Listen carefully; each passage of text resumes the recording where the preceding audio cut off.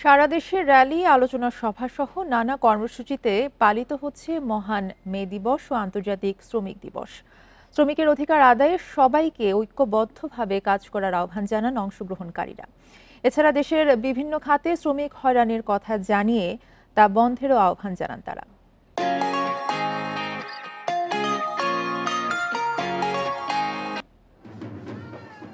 বর্ণাঢ্য শোভাযাত্রা, আলোচনা সভা আর নিচে গিয়ে পালন হয় শ্রমিক অধিকার আদায়ের আন্তর্জাতিক মে দিবস। চট্টগ্রামে মে দিবস উপলক্ষে সকাল থেকে সামাজিক সাংস্কৃতিক অনুষ্ঠানের আয়োজন করে শ্রমিক সংগঠনগুলো। শ্রমিকদের প্রতি সংহতি জানিয়ে গণসংগীত, আবৃত্তি, পথনাটক ও কথামালায় অংশ নেন শিল্পীরা।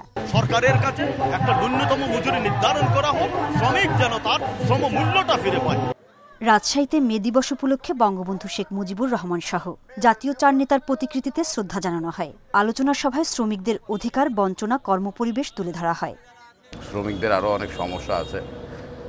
ওই 8 ঘন্টা কাজ ছাড়াও শ্রমিকের ন্যায্য মজুরি, শ্রমিকের কাজের পরিবেশ ইত্যাদি নিয়েই আমরা আসলে চেষ্টা করছি কাজ করার। সিলেটের জেলা প্রশাসনের উদ্যোগে মে দিবসের বর্ণাঢ্য শোভাযাত্রা হয়।